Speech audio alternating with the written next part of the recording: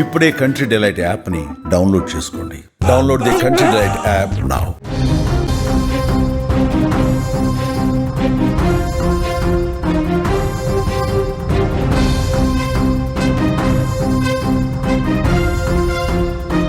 Breaking news చూస్తున్నాము. హైదరాబాద్లో school బాలికల మీద ఒక ఘోరం జరిగింది. విద్యార్థుల్ని కామాంధులు టార్గెట్ చేశారు. టూర్ పేరుతో యాదగిరి గుట్టకు తీసుకెళ్లి దారుణం చేశారు. లాడ్జిలో 3 బాలికలపై అత్యాచారానికి పాల్పడ్డారు. మరోవైపు నగరంలో బాలికలపై మిస్సింగ్ కేసు నమోదైంది. బాలికలు ఫోన్ చేయడంతో మొత్తం విషయం బయటకు వచ్చింది. 3 వ్యక్తులతో పాటు లాడ్జ్ వ్యక్తిని కూడా అరెస్టు చేశారు.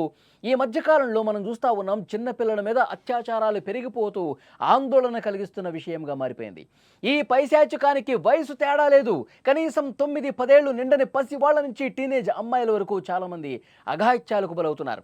తల్లిదండ్రులు ఎంత జాగ్రత్త ఉన్నా మృగాళ్ల రూపంలో తిరుగుతున్న కొందరు కామాంధులు అమాయక బాలికల్ని టార్గెట్ చేస్తూ ఉన్నారు. అలాంటి దారుణం హైదరాబాద్లో జరిగింది. స్కూల్కి వెళ్ళిన 3 9వ తరగతి బాలికలను నమ్మించి మాయమాటలు చెప్పి తీసుకెళ్లి అత్యాచారానికి పాల్పడ్డారు 3 వ్యక్తులు.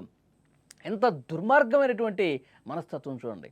అల్వాల్ పోలీస్ స్టేషన్ పరిధికి చెందినటువంటి 3 9వ తరగతి బాలికలు 20వ తారీఖున స్కూల్లో బతుకమ్మ వేడుకలు ఉన్నాయని చెప్పి ఇంటి నుంచి బయటకు వచ్చారు.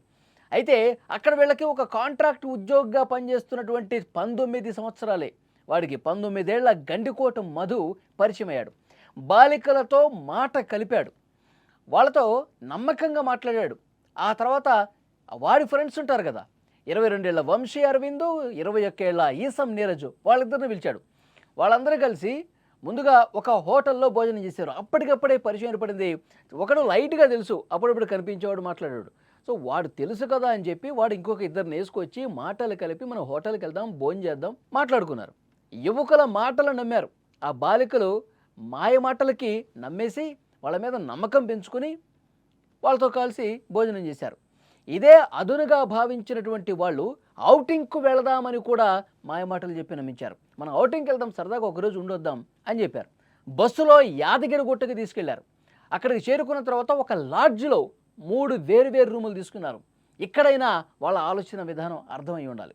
ఇక్కడైనా వాళ్ళు ఔటింగ్కి వచ్చాము, టూర్కి వచ్చాము, బయట యాదగిరిగుట్ట టెంపుల్కి వెళ్తామా, ఇది లేదు. ఒక లాడ్జ్కి తీసుకెళ్లారు, 3 రూములు మాట్లాడుకున్నారు, ఆ రూముల్లో ఉన్నారు. ఎంత దుర్మార్గమైనటువంటి ఆలోచన మనస్తత్వంతో వాళ్ళు బిహేవ్ చేశారు. ఆ గదుల్లోనే 3 బాలికల మీద నిందితులు అత్యాచారానికి పాల్పడ్డారు. ఈ విషయం లేటుగా తెలిసింది. 20వ తేదీన బాలికలు బడికి రాకపోవడంతో టీచర్ వెంటనే పేరెంట్స్కి ఫోన్ చేసి చెప్పారు. పిల్లలు స్కూల్కి రాలేదు అని చెప్పి తల్లిదండ్రులకు తెలిసింది, ఆందోళనకు గురయ్యారు. ఫ్రెండ్స్ ఇళ్లలో ప్రతి ఒక్క చోట వెతికారు, ఎంక్వైరీ చేశారు, కానీ నో యూజ్. వాళ్ళు ఇక్కడ ఉంటే కదా, వాళ్ళు యాదగిరిగుట్టలో ఉన్నారు. తప్పనిసరి పరిస్థితుల్లో అల్వాల్ పోలీసులకు ఫిర్యాదు చేశారు. అదృశ్యం అయినట్టు మిస్సింగ్ కేసు నమోదు చేసిన పోలీసులు దర్యాప్తు మొదలుపెట్టారు. ఇంత దుర్మార్గంగా ప్రవర్తించారు చూడండి. ఆదివారం సాయంత్రం బాలికల్ని తార్నాక్కు తీసుకొచ్చి వాళ్లే వదిలిపెట్టేశారు. ఓయూపీఎస్ పరిధిలో ఉండగా బాలికలే తల్లిదండ్రులకు ఫోన్ చేశారు. తాము యాదగిరిగుట్టకు వెళ్ళొచ్చామని చెప్పారు. పేరెంట్స్ గట్టిగా నిలదీయడంతో తమ మీద జరిగినటువంటి దారుణం మొత్తం కూడా వాళ్ళు ఎక్స్ప్లెయిన్ చేశారు. ఈ విషయం తెలుసుకున్న అల్వాల్ పోలీసులు బాధిత బాలికలను భరోసా కేంద్రానికి తీసుకెళ్లారు. అక్కడ వాళ్ళకి కౌన్సిలింగ్ కూడా ఇచ్చారు.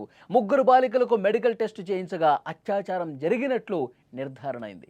ఈ కేసును పోలీసులు కూడా చాలా సీరియస్గా తీసుకున్నారు. ప్రధాన నిందితుడు ఎవరైతే ఉన్నారో మధు, అతని ఫ్రెండ్ వంశీ నీరజన్ను కూడా అరెస్ట్ చేశారు. వీళ్లతో పాటు లాడ్జీలో రూములు అద్దెకు ఇచ్చినటువంటి ఆ సోమేష్ను కూడా అదుపులోకి తీసుకున్నారు.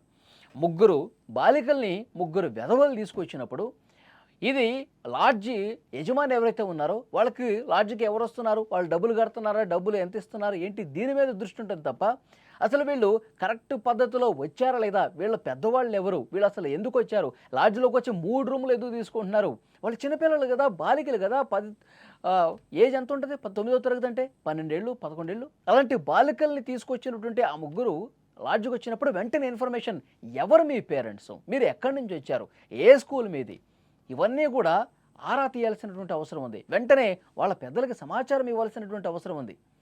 ఈ విధంగా వచ్చారు, మీకు తెలిసే వచ్చారా, మీకు చెప్పు వచ్చారా, ఇవన్నీ అడగాలి కదా.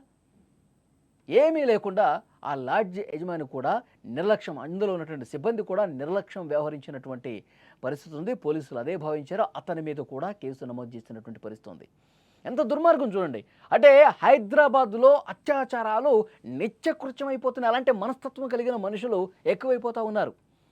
సో ఫ్రెండ్ అని చెప్పి నమ్మిన పాపానికి మనం ఔటింగ్కి పోదాం, అక్కడ వ్యూ బాగుంటుంది, అక్కడ మనం ఎంజాయ్ చేయొచ్చు, అక్కడ మనకి ఫుడ్ బాగుంటుంది, అక్కడ లాడ్జీ బాగుంటుంది, ఆ తర్వాత మనం హ్యాపీగా ఒక టూర్ వేద్దాం, ఇలా మాయ మాటలు చెప్పి నమ్మించి ఆశ చూపించి బస్సు ఎక్కించి యాదగిరిగుట్టకు తీసుకెళ్ళి లాడ్జికి తీసుకెళ్ళి ఇంత దారుణం చేశారా?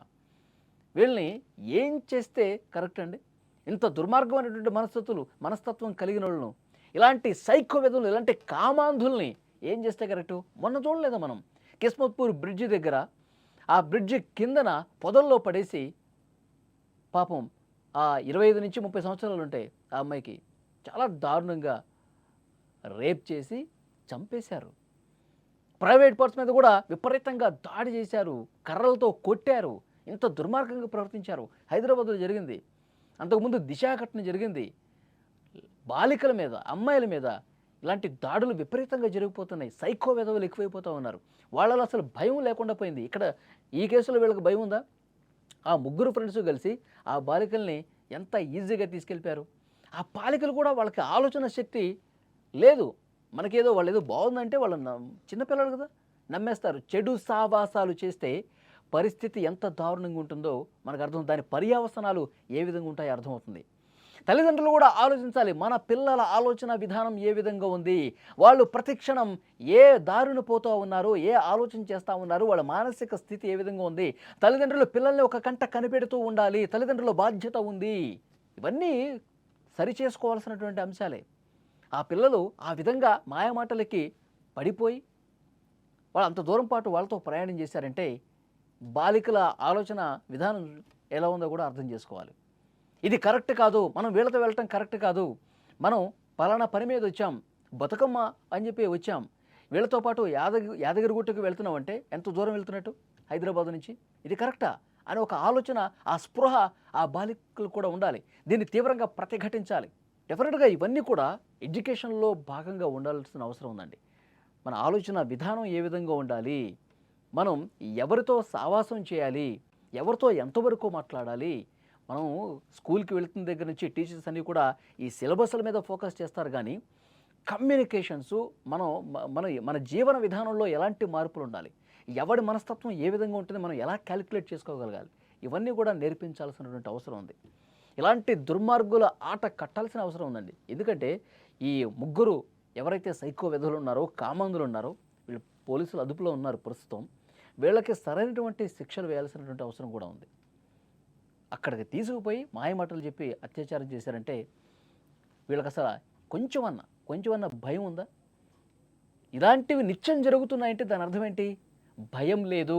పోలీసులు అరెస్ట్ చేసినా మనకేమవుతుంది, 3 నెలల్లో మళ్ళీ తిరిగి వచ్చేస్తాం, మరొకసారి ఇంకొంతమందిని మనం అత్యాచారం చేసేస్తాం.